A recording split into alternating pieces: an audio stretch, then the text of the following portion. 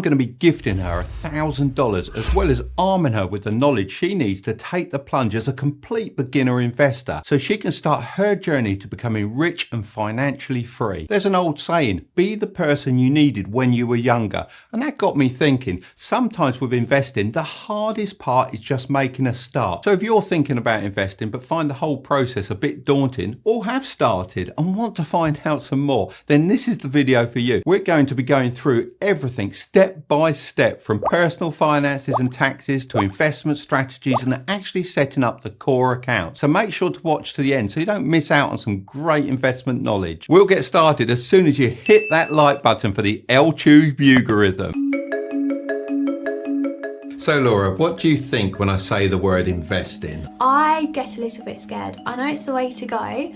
I'd love to learn a bit more about it and put my money in the best place, but if I'm honest, I don't really know much at all. Well, it's normal to be a little bit scared, that's for sure. Judging by our analytics, not many girls are that into investing. Why do you think that is? I'm not really sure why that is, but I'd like to learn a bit about it and show that it's possible for anyone to do, use it as a way to get rich. Well, it's not all about getting rich, it's more about building your long-term wealth, but we'll get into that later. What?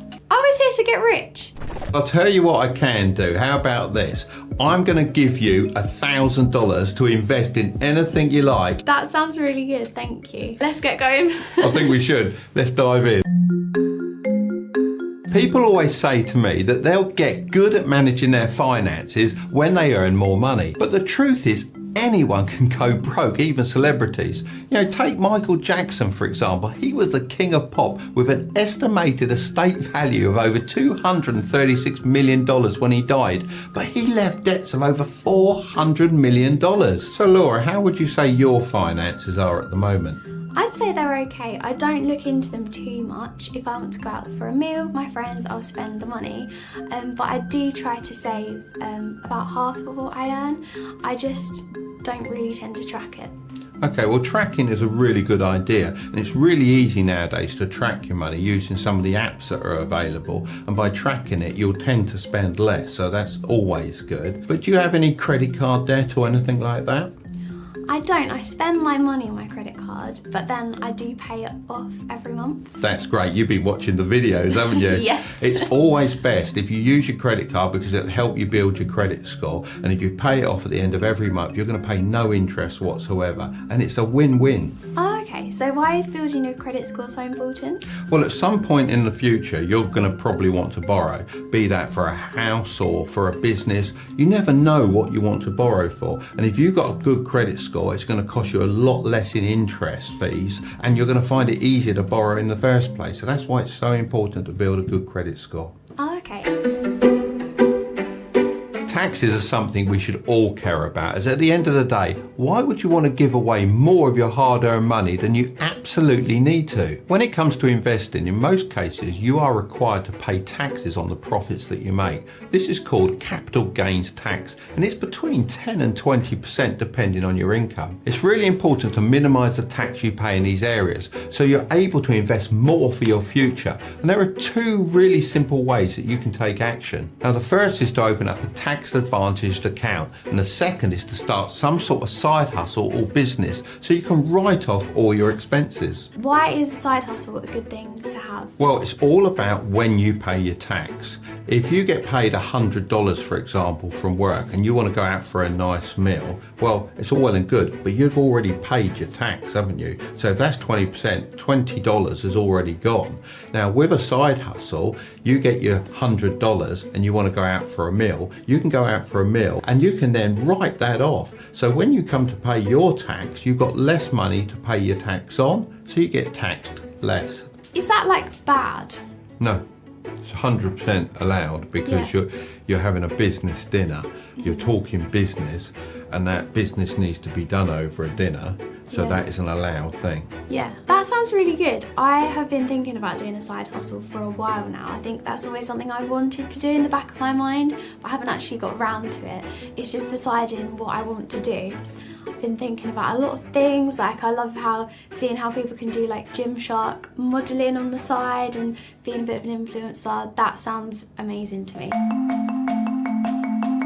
It's extremely important to research any investment before throwing all your money in. So Laura, have you heard of any before, and is there anything you've invested in? I haven't invested in anything. Obviously I hear a lot about like cryptocurrency and stocks and shares, but it's all like a completely different world to me and I don't know anything about it. But I know that my money isn't very good sitting in my bank account. I want to do something with it. Well, your money sitting in your bank account is actually losing you money because you're probably earning about 0.1% interest per year, and that literally is nothing. And with inflation at more than that, around about 2 to 3% a year, that's actually losing value year on year. I think the thing that I was looking at doing is buying a buy-to-let or something. Okay, well we can discuss that and run through the main investments which are good for beginners in order of least to most risky. So you can then decide what you want to do with that $1,000 I gave you. Oh wow, okay. So the less risky it is. Generally the less reward, Okay. but the higher risk. The better the reward. Now, an index fund, simply put, is a basket of stocks. So instead of buying hundreds of different stocks separately and having to manage them all at once, you can buy into a simple low-cost index fund. Do you get to choose what stocks they are? No, you don't get to choose what stocks they are, but you can choose from a lot of different index funds. Oh, okay. And does it matter what country you invest in? Back when I was younger, I might have gone for an index fund based in the UK. But of course, nowadays, with the invention of the internet, of course, these companies in America, they are absolutely global. So they're always looking for more growth, be it in China, Australia, wherever it happens to be. So by investing in these American companies, you've got a global player there, haven't you? And they're passively managed as well. So there's not a manager there. It's all done automatically. That's why the costs are so low. If I invest all my money in like a risky one, could I then lose it all? And it sounds like a silly question, but could I lose more? Could I go in debt or something? Well, when you invest, your capital is always at risk. You have to remember that, but hopefully over the long term it'll be good. Now, unless you leverage your money, you can't actually lose more than you invest. So if you invested, for example, $100, the most you can lose is $100. However, if you leverage your money and bought things on margin, then of course you could lose more than you actually invested. Okay, what does leveraging your money mean? Well, leveraging your money is when you borrow money against your investment, or it's also known as margin. So for example, if you invested in a share, say you wanted to buy $100 worth of shares, but they were offering you 2.5 margin, you could actually have another $250 to go with yours. So you'd actually have an investment of $350. Of course, then you could lose that whole $350. Next is investing in yourself with a side hustle or further education. This is a low risk because the power is in your hands. Starting a side hustle has limitless potential returns, which is exactly what you want when you're trying to build wealth. So does this sound like an option to you? Yeah, it sounds really good to me. I like the idea of investing in myself, not just getting my nails done and eyelashes done, obviously, but doing things like university, but it's kind of, you don't see the return straight away. So how have you found that coming from university into the workplace? So I feel like just with my degree didn't get me a job. You have to have other employability skills as well, and a lot of places often want a lot of experience and a lot of time in things that I haven't had time to do. So I definitely see the value in investing in yourself and enhancing your skills to make you more employable. You've also thought about and mentioned side hustles as well, so of course you can invest into that. I do love photography, a bit of videography. My mum's friend had a wedding and she didn't have a photographer, so I hopped in last minute and managed to do that, do a bit of video as well. And did you do that as a paid job? I did it for a bottle of gin. So, So you're cheap then, that's what you're saying, aren't you? No, I did it for free. Well, sometimes that can be a really good investment as well. When you do a job for free, you're building up a portfolio. And again, quite often you need to do 3 or 4 jobs to build that portfolio up. So when you do want to charge people, you can show them exactly how good you are. Next up, we got individual stocks, which are a medium risk. An individual stock is investing into one specific company. For example, Amazon would be considered an individual stock. The returns can be higher as it brings more exposure to one investment, but stocks can go either way. So I only invest in individual stocks with high conviction. So a stock with high conviction, does that mean that it's going to give you a big return and that's why you invest in those ones? Well, what it means is that you've done your homework on the individual stock. You've looked into the fundamental analysis of the company and you can see that it should give you a high return over the long term. So fundamental analysis, that sounds a little bit complicated. Well, actually it's not complicated at all, and you can find out all this information on Yahoo Finance, and you can pull up the company you're interested in and look at their balance sheets and things like that, and their profit and loss and where the company is going. And also it's important to look at the leadership of the company as well. Okay. Next we come to real estate, and I'm putting this as high risk for beginners, as real estate often requires a mortgage, which can mean taking on quite a substantial amount of debt. However, real estate is a great way to accelerate wealth and often performs really well during inflation. I've always looked at Airbnb and I'd love to do that kind of thing. If you're looking to do Airbnb, you've really got to make sure that that property can stand on its own without that platform, because Watch expert ever. But it wasn't always this way. Today I want to understand what makes Nico tick. This means diving into his background, his businesses, and his deepest insecurities. This is a story you don't want to miss a second of, as you've never seen him open up like this before. This is something I haven't digged in many years, if you know what I mean. So let's wind his rags to riches story back to the beginning. now, as I understand it, you were brought up in Amsterdam and you moved to Ireland. So what initiated that big move? a change in life. I needed a change in life desperately. Being unhappy, being lost, just a change of scenery, change of friends. I wasn't rolling in the right circles and I wanted to achieve something in my life. I just wanted to be happy and I wasn't. So what was the dream? I had the opportunity to prove myself in Northern Ireland playing football. I moved to Northern Ireland, packed everything I had, but unfortunately, I broke my ankle in literally my first month. So your dreams came shattering down there. So how did that feel mentally? I mean, that puts a big void in your life. I was devastated. Achieving becoming a footballer, that was my main goal. It was all I knew. I wasn't doing well at school. I don't have any diplomas. That's all I wanted to do, and that's all I did when I was younger. I didn't achieve it. I let my parents down, and I've lived with that for many years after. My parents gave up everything for me to clear the road so I can play football and I can maybe even make it a job. I remember my first surgery in my left knee. It was just a simple surgery. You call it a meniscus surgery. You drill 3 holes, they do a camera and fix whatever they fix, and over with. We all thought that was it. But all of a sudden, listen, the first surgery, we found the problem and we couldn't fix it. And it's like, oh, okay, talk to me. How do we fix it? So I'm like, we'll have to reconstruct your entire knee and this and that. And it's like, but like, what does that mean? What does that mean? It meant like that I had like 5 or 10% chance to play football again. That's the first time I've ever seen my father cry. That was rough. That was rough at that time. I have never experienced pain in my life like it, right? If you're ever in a moment of absolute desperation, ask yourself this question. God, if you exist, show yourself, because now I need you the most. Fuck, don't put that shit on camera, please, but fuck you.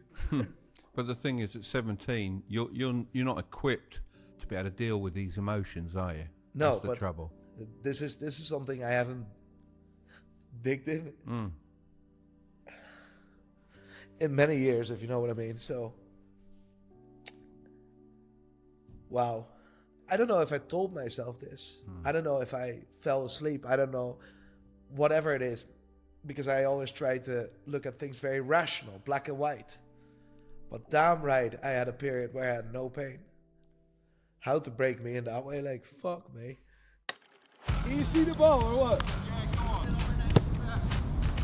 Yeah! He saw it.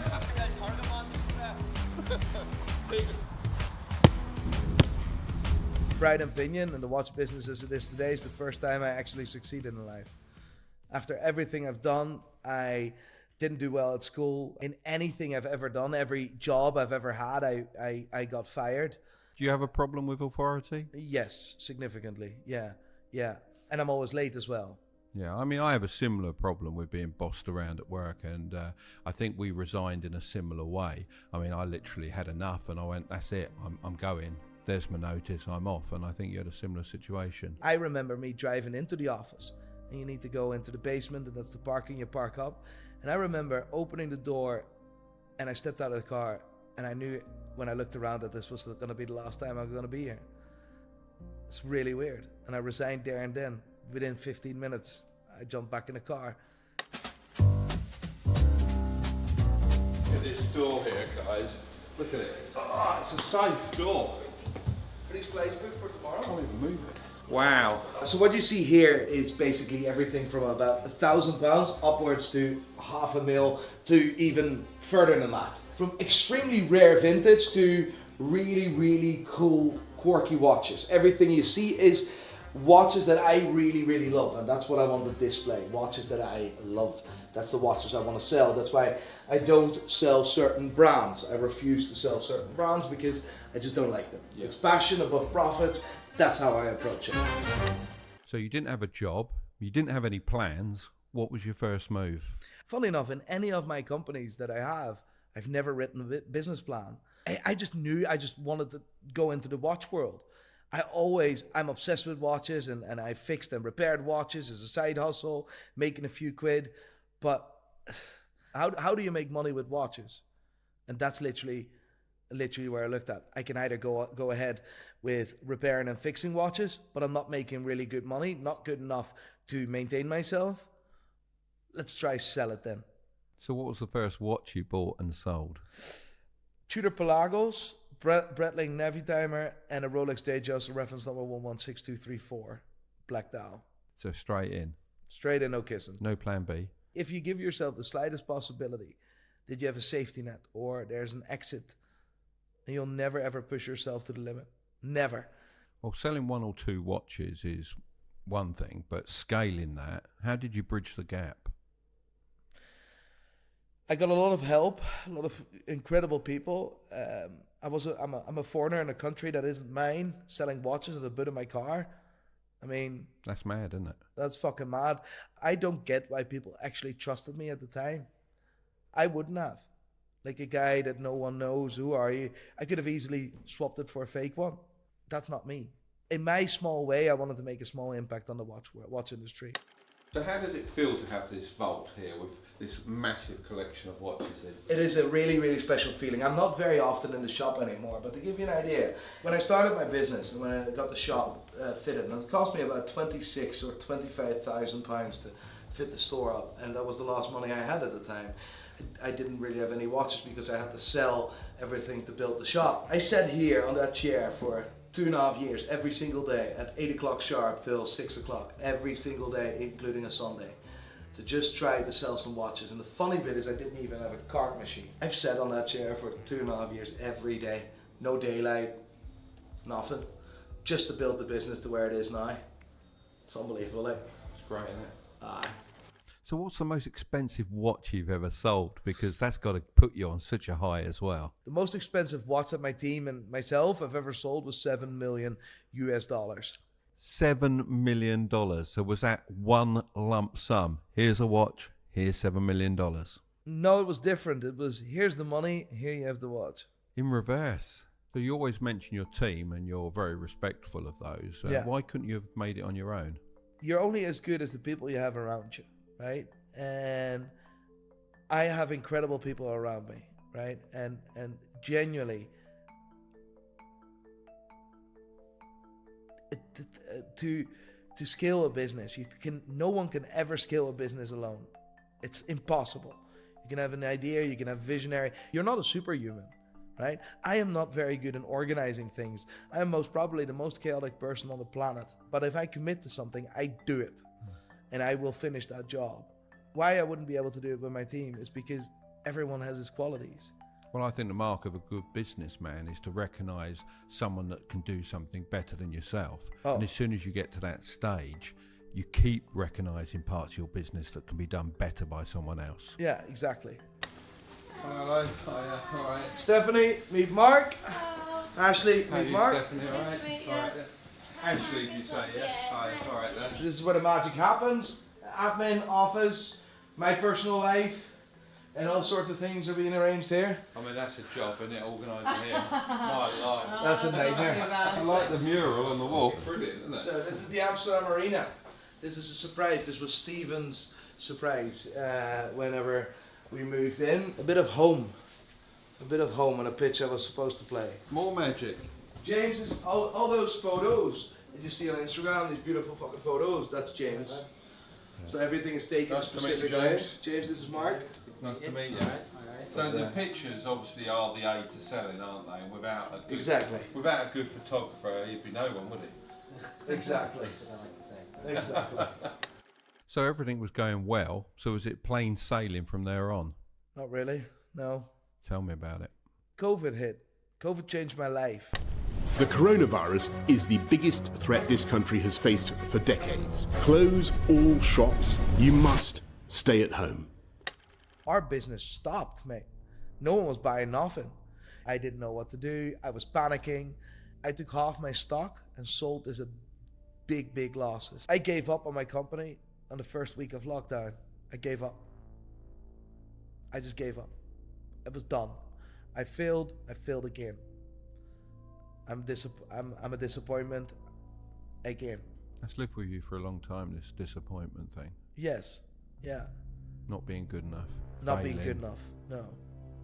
That's my entire life. I always had the feeling I had to fight, and I always had the feeling I had to prove myself.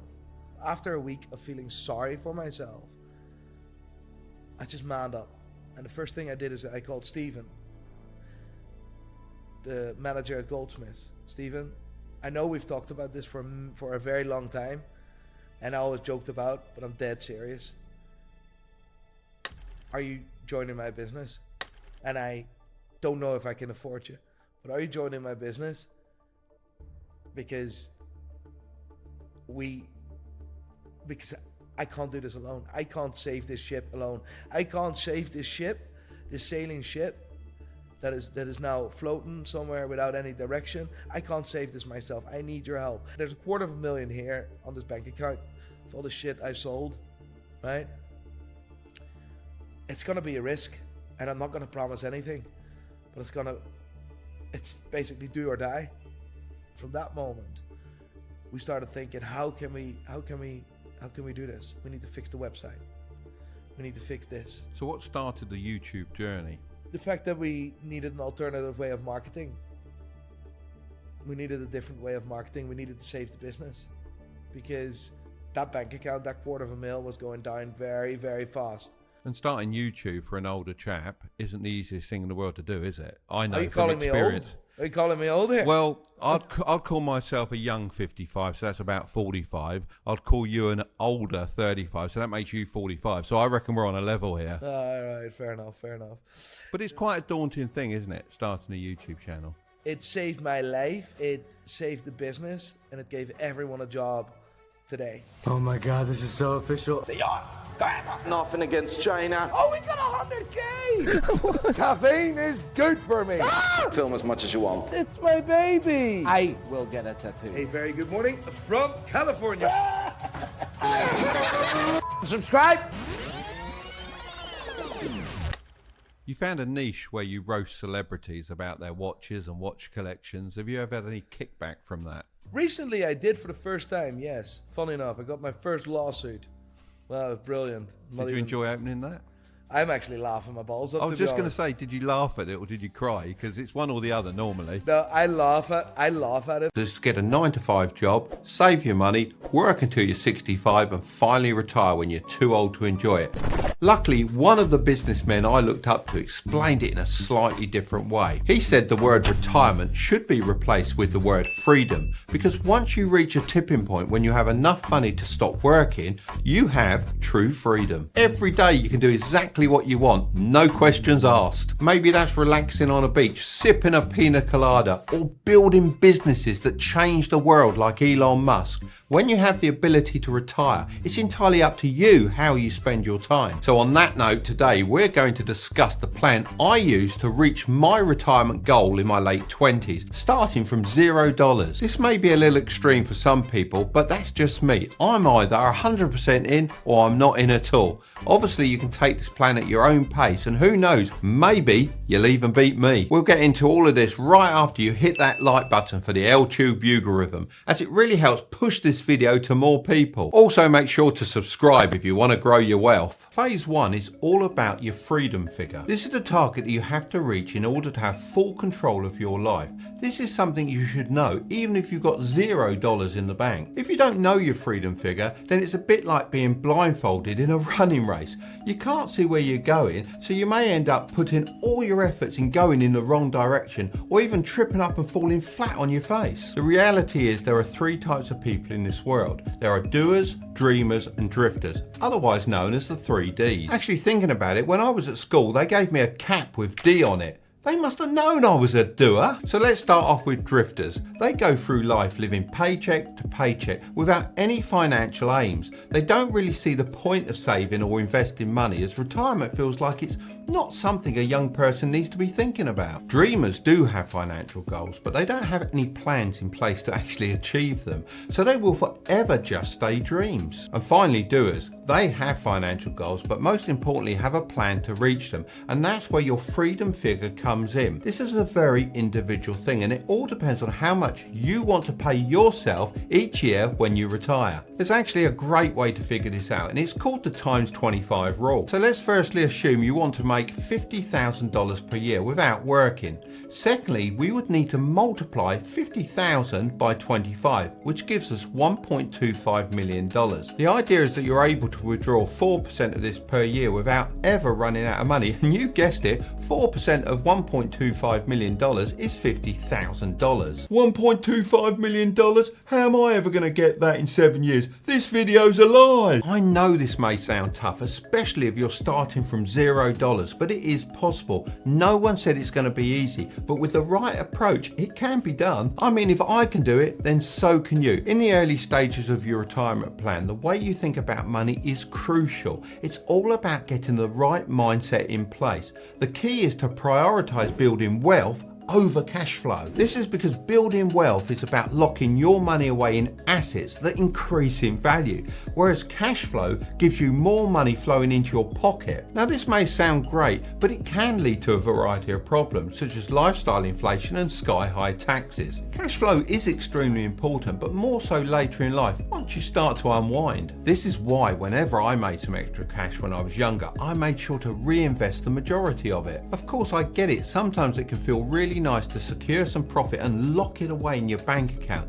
It can give you a false sense of security knowing you've got all your money sat in your account for whenever you need it. But the reality is you often don't need as much money as you think. Forming a habit of reinvesting your cash flow is absolutely essential when it comes to building wealth as fast as possible and hitting your freedom figure. Phase 2 is laying the foundations. This is kind of like building a house. You need to lay a solid foundation to ensure your house doesn't crumble at the first sign of an earthquake. Unfortunately, 70% of millennials now live paycheck to paycheck, which means they're building their lives on an unstable base, just like building a house on quicksand. If you find that unbelievable, then this is even more shocking. 40% of Americans with an income greater than $100,000 a year are still living paycheck to paycheck. This just goes to show how important laying the foundations are, and even though it may seem simple, many people are failing at this phase. There are 4 stages I considered when I was in this phase during my early 20s. The first stage is paying off high interest debt. It's crucial to pay this off before you even consider investing your money,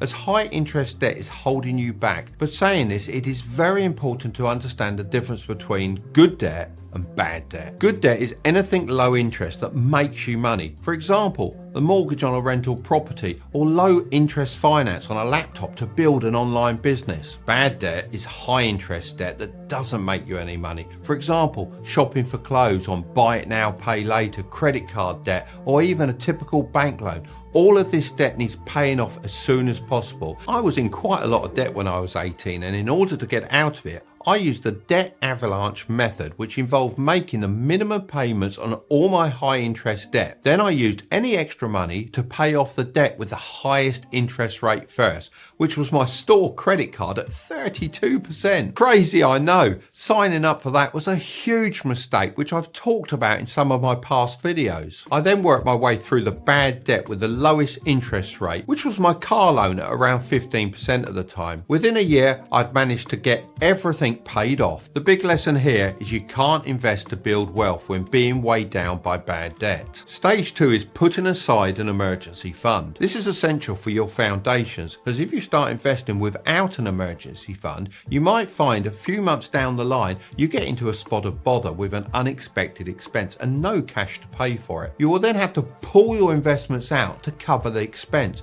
and then you'll miss out on the potential profits. Stage 3 is building a great credit score. A credit score is a bit like your resume. It follows you around in life, is regularly updated, and it helps lenders decide whether you're a worthy borrower. Having a good credit score is especially important if you ever want to get a loan in the future. For example, to buy your dream house. You just never know when you're going to need it. I should have actually started building my credit score a lot sooner than I did, because it's so easy to get started. All you need to do as soon as you turn 18 is get yourself a credit card. Start putting a few little expenses on it like gas, and pay that baby off in full at the end of each and every month. This way you pay no interest and prove to the lenders that you're a reliable borrower. Stage 4 is reducing your tax liability. Every dollar you earn has hidden costs. Of all the expenses, however, taxes can sting the most and take the biggest bite out of your money. No one likes the tax man. The good news is that tax efficient accounts can minimize how much tax you have to pay and maximize your savings. In my early 20s, my income was really starting to get eaten up by taxes, so I started looking for the best ways to save as much as possible. I then discovered if I opened up a retirement account, then I could save money I hadn't paid tax on. This is known as a 401k in the USA and a SIP in the UK. Of course, I will eventually have to pay tax on this, but as I'll be older, I'll be in a much lower tax bracket because I'll be earning less, so hence I should save quite a lot of money. But I didn't stop there. I opened another account that allowed me to save money that I'd pay tax on, but in the future I wouldn't have to pay tax on my capital gains, or in other words, all the money that the money generated. This is called a Roth IRA in the USA and an ISA in the UK. I firmly believe that everyone should set up both of these accounts as soon as possible, as I know it really reduced my tax burden. So once you've built up these solid foundations, it's time to start expanding. Phase 3 is building multiple income streams. I like to think about it like this. Imagine Spider-Man is you, the platform is your life, and the Skittle is your everyday job. If you get fired, guess what's happening?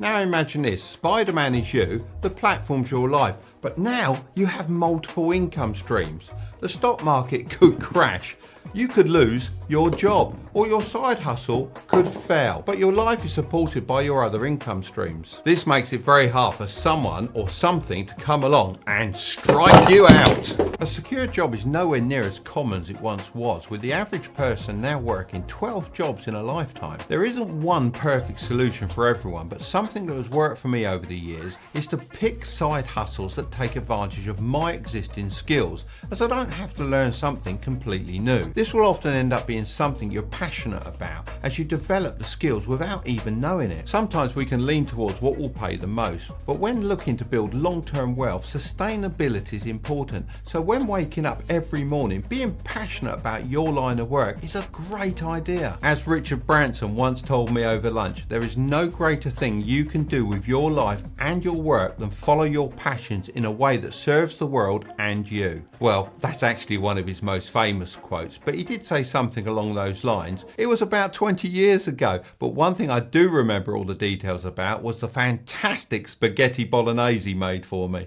There are many different side hustles you can start, such as affiliate marketing, e-commerce, becoming an influencer, drop shipping, and even good old-fashioned window cleaning, bin cleaning, driveway cleaning, photography. The list goes on. The main skills, but still no money, and to reach level 3, you need both skills and money. As a millionaire who started off with absolutely nothing, I've been through all of these levels, and if you do too, then you'll certainly be able to make more than $1,000 per day. And don't worry, I'm not going to be suggesting you spend hours watching ads, testing websites, or filling out those useless online surveys. I mean, they only pay a few dollars anyway, so what's the point?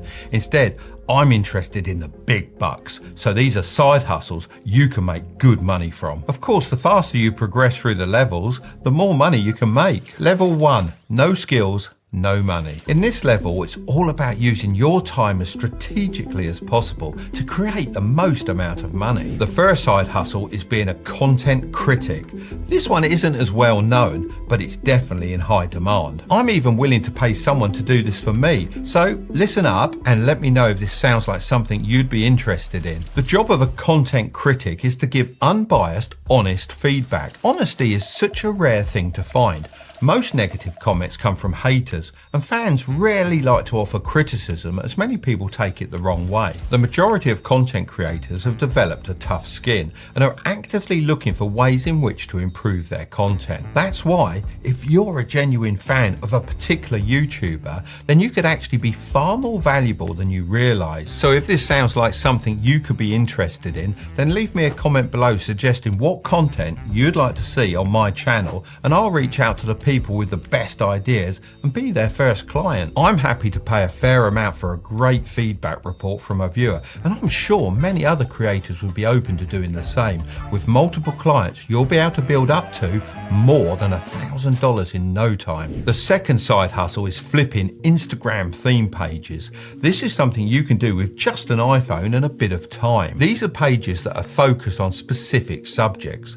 When I first heard that you can make money from flipping these, I was actually quite shocked. Back in my day, I had to actually buy and sell physical products like cars, for example, but now doing this online actually makes complete sense. Just think about it. When was the last time you scrolled on Instagram and didn't see a sponsored post? They're everywhere, aren't they? This just shows brands are putting loads of money into Instagram adverts, which makes the pages more valuable. If I were you, I would start and grow pages in particular niches by posting regular reels. Personally, I'd pick a car theme page, as I used to race cars, so I know the niche has a big demand from advertisers. I've seen some of these pages sell for thousands. A bonus one in this level is using the link in the description to get 16 free stocks worth between $2,000 and $2,000 in return for signing up to Moomoo. They're a great investing platform and it's basically free money. Level 2, some skills, no money. These online side hustles require more upfront work to begin with,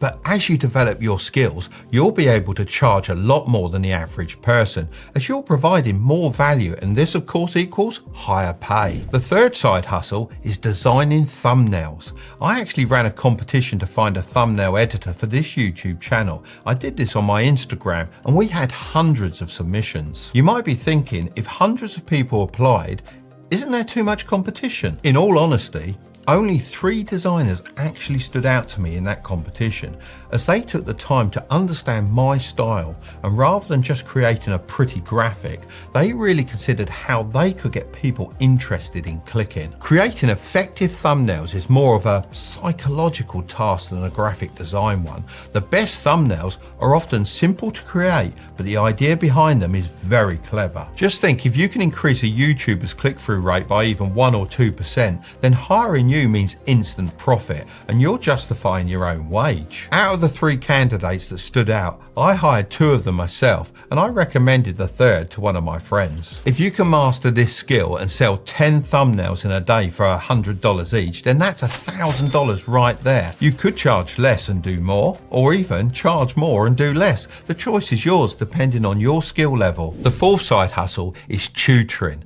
Now, before COVID, I probably wouldn't have added this one to the list, as most people wanted in-person tutors.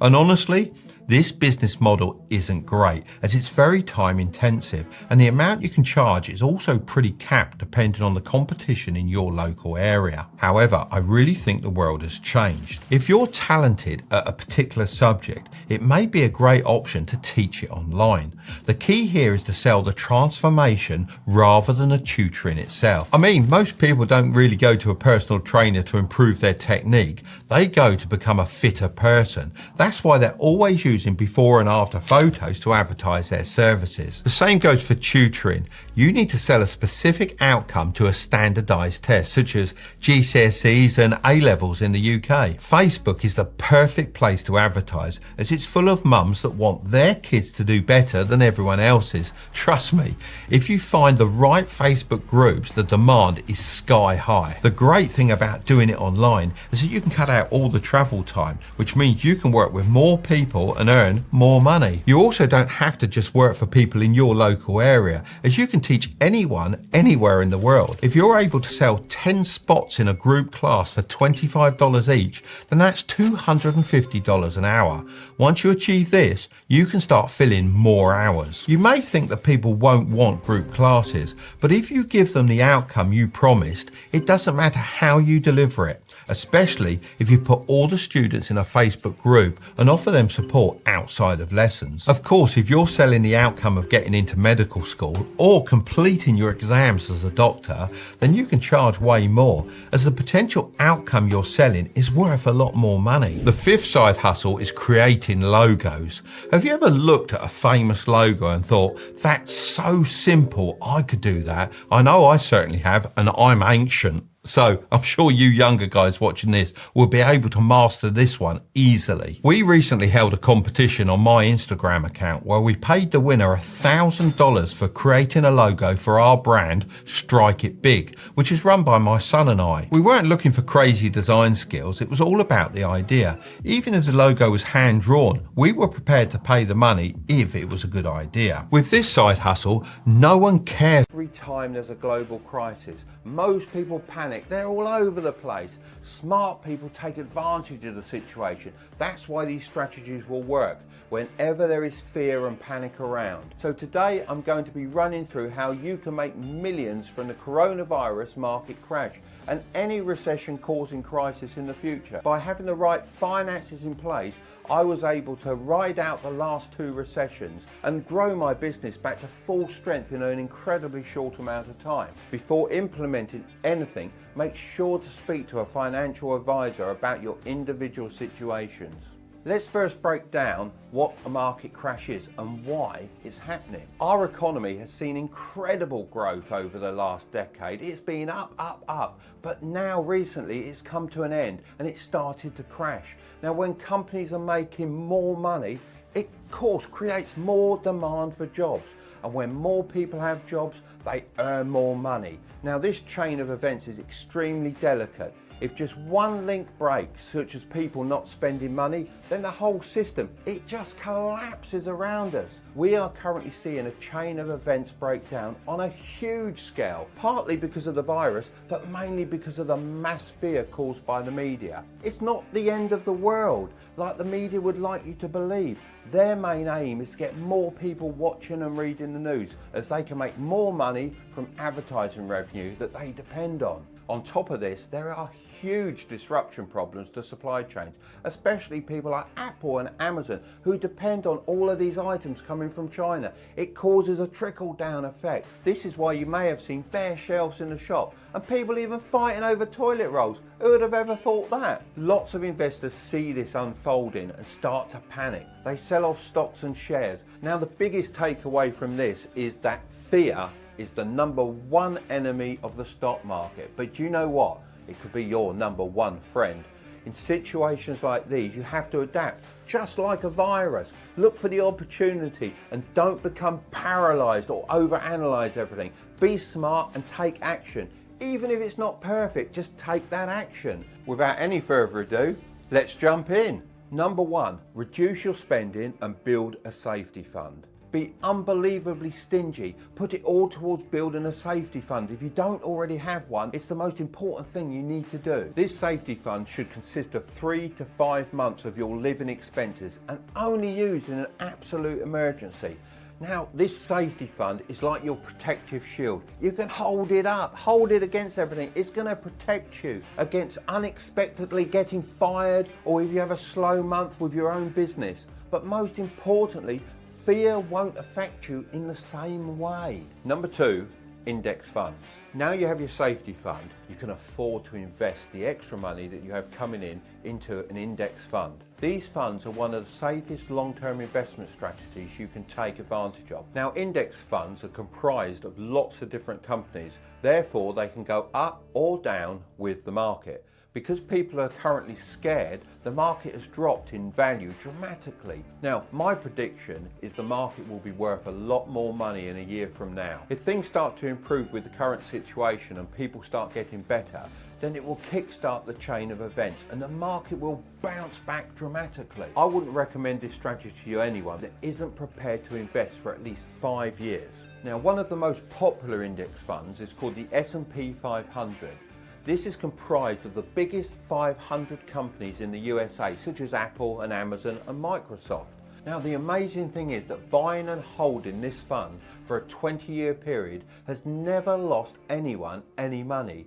Just let that sink in. Over a 20-year period, it has never produced a negative result. So come on, Mark, I hear you say, how do I get started? Now, I love using Vanguard index funds. You can just jump in their website, it's really easy, open an account, you can pick your own risk tolerance. Now, a general rule here is the older you are, the less risk you should take.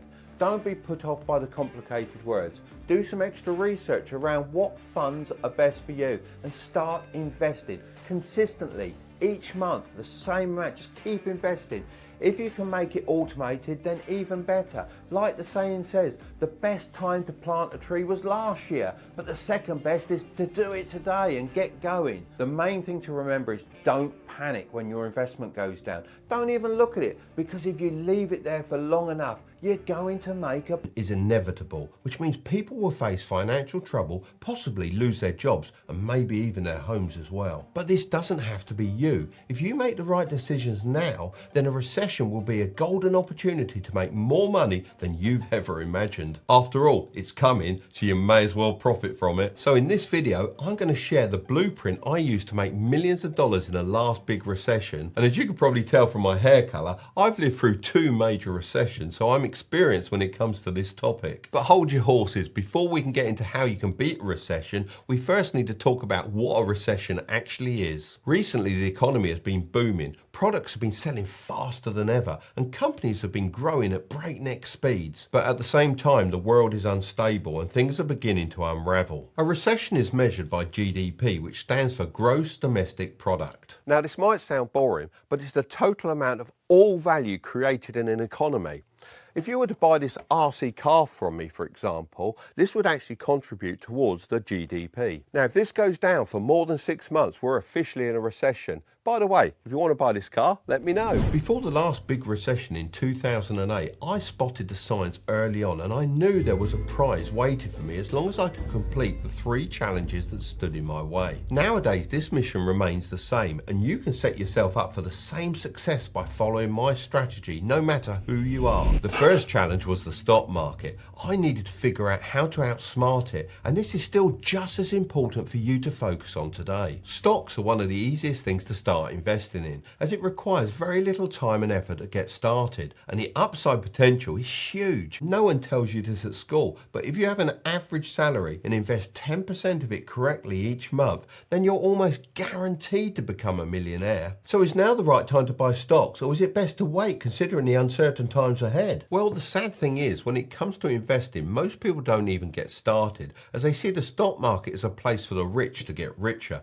and too complicated for the everyday person. Unfortunately, of the few that do pluck up the courage to start investing, most only do so when everything's booming and lose interest, or worse, sell their stocks as soon as things take a turn for the worse. This just leaves them trying to time the market for the best possible re-entry point, which probably isn't going to come anytime soon. So as much as the stock market is about strategy, it's also about psychology. A dip is technically the best entry point, but the hardest to get excited about. I get that investing your money every month and then watching the prices go down is so demoralizing. It just feels like you're burning money and getting nowhere, but it's all about thinking long term. Let me take you back to 2008. The business I started from scratch was gaining some real traction, and I was enjoying providing a nice life for my wife and 10-year-old son. Now, when I say nice life, I could have been going crazy and letting the money go to my head. My accountant once said, "With the amount of income you have, Mark, you could be living like a king, but instead you live like a church mouse." But that was all part of the plan.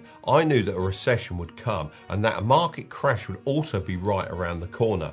I saw firsthand when my dad was impacted by a recession in the 1970s, and I didn't want the same for me and my family. So all while my business was booming, my products flying off the shelves and my income looking like it would never end, I was saving up my money ready to deploy. Most people couldn't understand this, and many of my friends were saying I should invest in this stock because it was the next big thing. Honestly, every week it felt like there was another next big stock that was just ready to go to the moon. You might have heard the saying, cash is trash. And for the most part, I agree, but not during a recession. Don't get me wrong, I was investing, but I wasn't being drawn into the hype. This was extremely hard, but in the long term proved to be the correct decision. I'm not claiming to be a financial fortune teller, but I do know a thing or two. The US stock market has always recovered after a crash. A decline in stocks doesn't necessarily mean a recession is inbound, and a recession doesn't always mean a crash in the stock market. So knowing all these things, it wasn't smart for me to sell my stocks when the recession hit, but it was a good opportunity to buy some more. I dubbed the strategy I used the 90-10 formula. Very original, I know, but it's something you can also do today. The 90 refers to 90% of my stock market budget that I allocated to index funds and ETFs. These require very little thought as they spread my money between multiple different companies without me having to lift a single finger. The 10 refers to the remaining 10% of my stock market budget that I allocated to more risky long-term plays, like investing in small, undervalued companies. If there's one thing that I know, it's that the stock market can only trade at an unrealistic price for so long, be that high or low, meaning that if the stock is undervalued, it will eventually rise to its true value.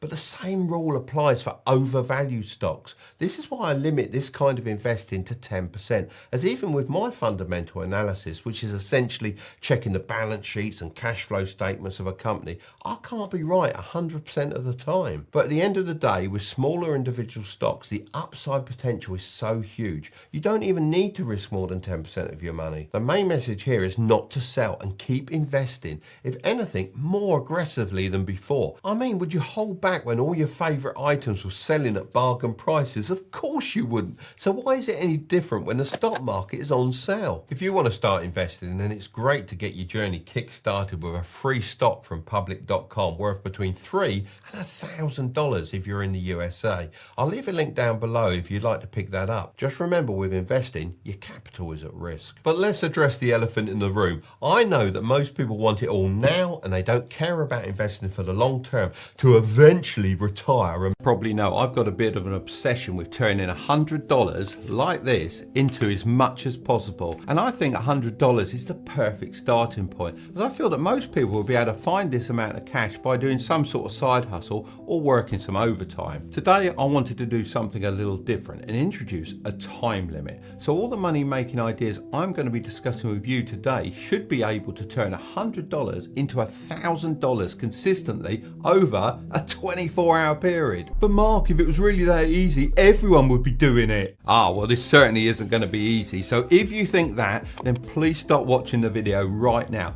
I'm not going to lie to you, this will be hard, but the rewards are definitely worth the grind. But seriously guys, I've always believed that getting rich is entirely possible. However, getting rich easily easily just doesn't really exist. So I'm going to be starting with the least risky ideas and working my way up to the riskiest ones. But before we get into this, make sure to hit that like button for the LTube algorithm, as it really helps get this video out to more people like you. The first one is creating digital products. I'm putting this as number one on the risk scale, as you might not even need the full $100, provided you've already got a laptop or a PC. The internet is definitely the place to make lots of money, as its growth has been absolutely huge. Just in 2020 alone, there were 305,000 online businesses created, compared to just 13,000 in 2019. With all these people starting online businesses, you may think that the competition is going to be sky high. And yes, of course it's harder. However, I think there's a huge gap in the market for digital products. Just think about it. Everyone is talking about e-commerce and drop shipping, but far less are actually selling quality digital products which have the benefit of never running out of stock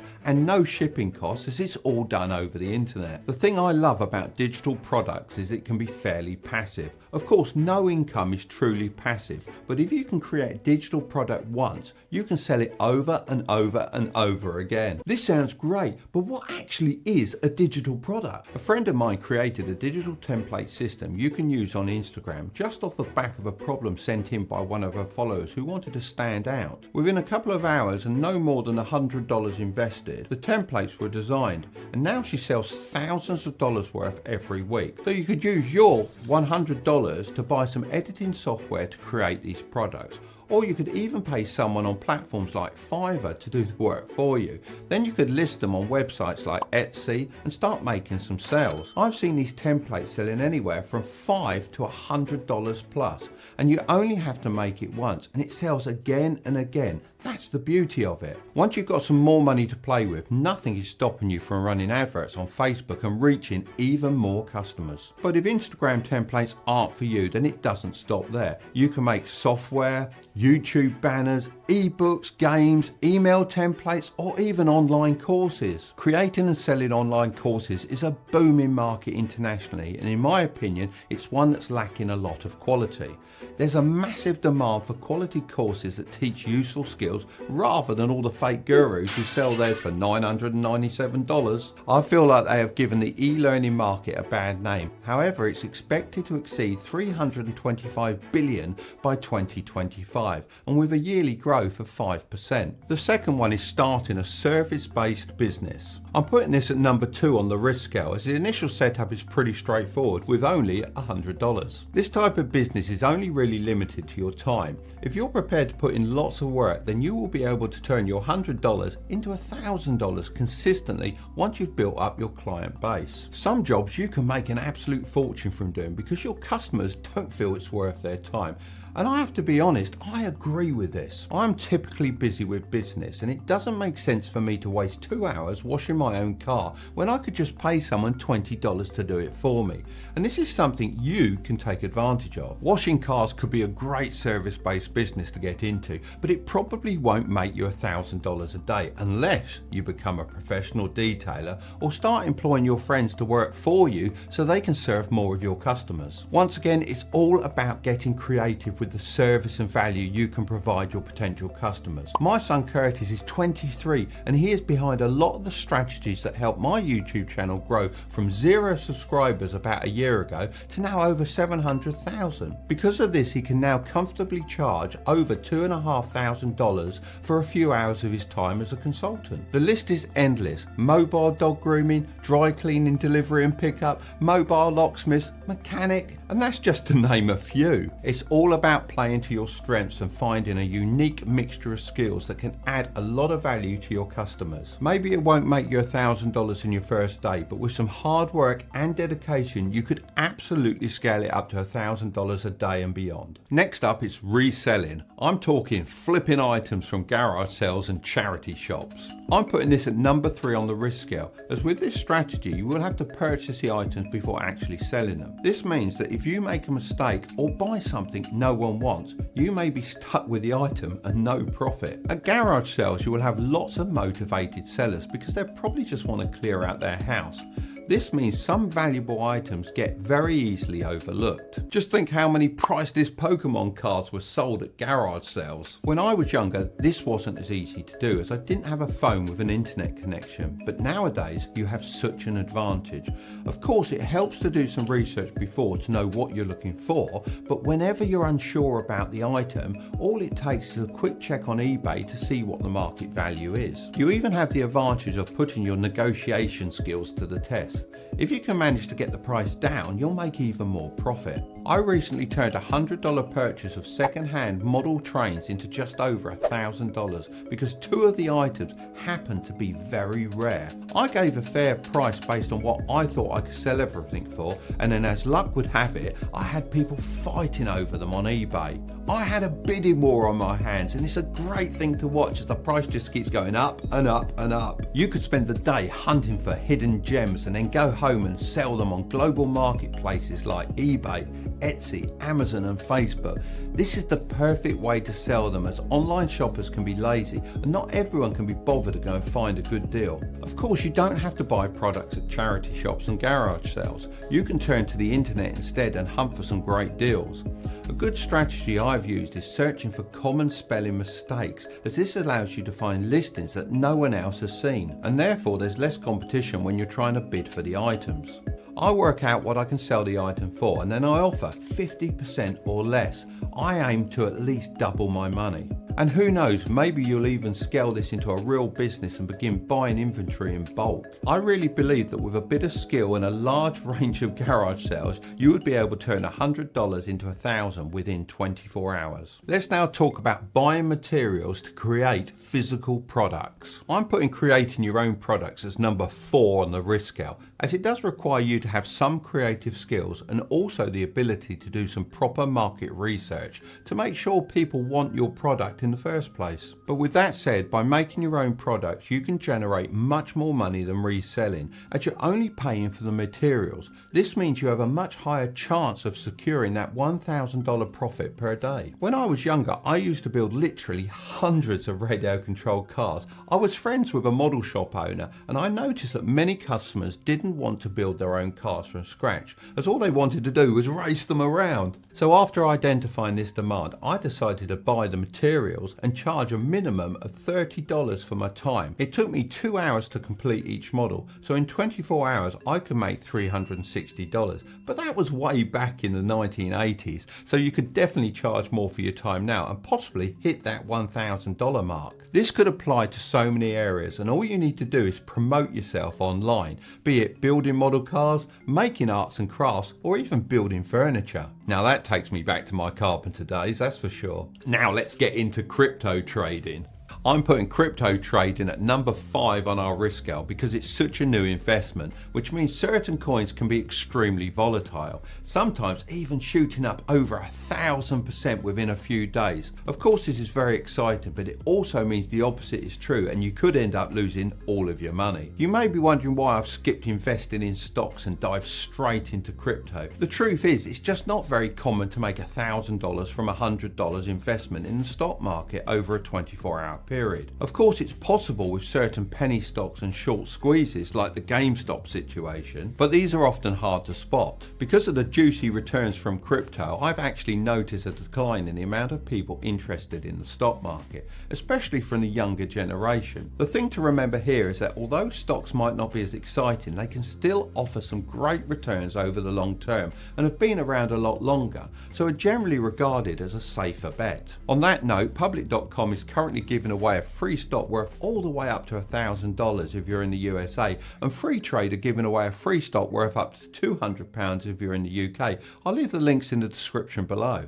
But back to the crypto, a crazy statistic I found was that 13% of all a year during their careers. Well, according to a national study of millionaires by Ramsey Solutions, just 31%. What's even more shocking is that in the same study, it was revealed that 79% of millionaires didn't receive any inheritance at all from their parents or other family members. So what is it that us secret millionaires know that most people don't? And how can you become one of us? Well, there are 4 important questions you need to ask yourself. Once you can answer yes to these questions, you're on the right path to becoming a millionaire, even on a low salary. Let me explain.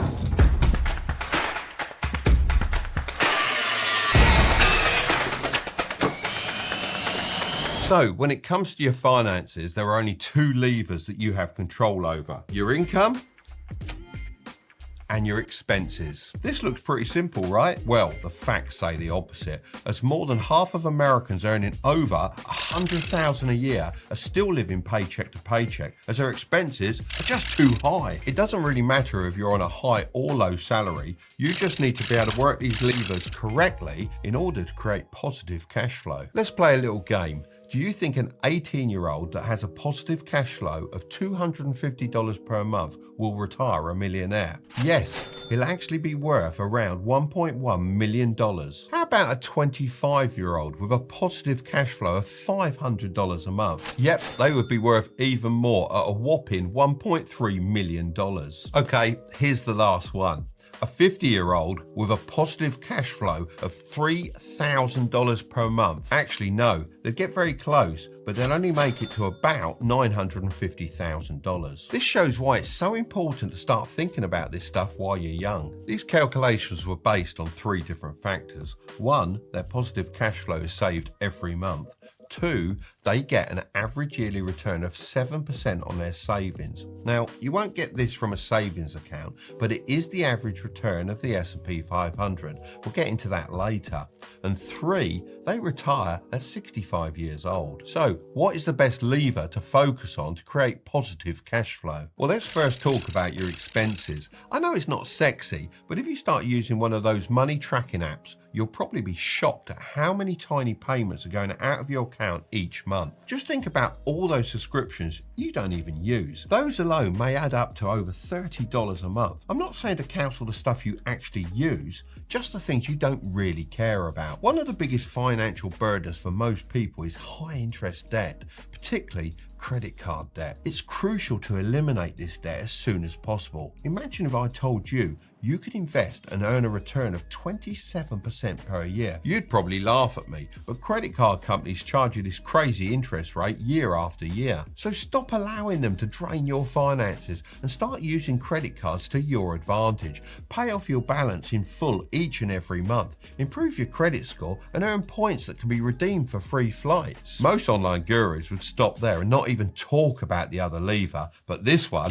this is my favorite. I've not always been the best at saving. I didn't go silly when I was younger, but I did have a pretty awesome life. I traveled the world, I learned to fly aeroplanes, raced cars, and provided a great life for my family. I can do this because I have a talent for effectively leveraging the income lever. I highly recommend that you also spend more time using this lever. Unlike counting the pennies, the potential to earn money is unlimited. Question 2. Do you split your income strategically? Did you know that a surprising 49% of people earning more than $100,000 a year have no money left at the end of each month? The truth is, building wealth has a huge component that most people are completely unaware of, and that's the income split strategy. This is how I suggest you split your main income source. For most people, this will be the money you earn from your job. Now, ideally, you want to be spending 50% on your basic needs. These are the things that are essential for your survival. And no, I don't mean your Netflix subscription. These expenses include housing, utilities, food, transportation, and healthcare. Obviously, these do depend on your personal circumstances. However, it's important to be very honest with this, as the only person you'll be cheating is yourself. Next, you want to be spending 30% on your wants. This includes things like eating out, getting the latest video games, and going to events with your friends. This is the category that most people don't limit, and this is a huge mistake. Even though I earn millions every single year, I still limit the percentage I spend on the stuff I want. I know that if I want more, then I need to make more and not use a higher percentage of my income on these things. That's because the most important part is the last 20%. This should be invested. I've heard others use the word save, but I have a real problem with that. Too many people save money to buy something like the latest iPhone or a vacation away with their friends. This isn't what this 20% is for. Investing is very different from saving because the goal is to buy assets that go up in value or generate passive income, or ideally both. This can include investing in skill development, stocks and shares, timepieces and real estate. Using this method, it's very possible to turn a small salary into millions, but it can be incredibly slow. We're talking decades. That's why I think you should take things one step further and build an additional income stream by starting a side hustle. Starting a side hustle is powerful because once you have the right income split, you can invest all the excess money. It's like pouring gasoline on a fire. It speeds everything up. If you invest this extra side hustle income and get an average annual return of 10%, then each dollar you earn now will be worth $4.45 in 15 years. It's truly the key to supercharging your earnings. So question 3, do you have a side hustle? But Mark, why should I have to start a side hustle when I already work a full-time job? My boss should just pay me more. Well, if you're earning a low salary, there are only a few reasons why this is the case. The first could be your job isn't perceived as valuable, and the second is you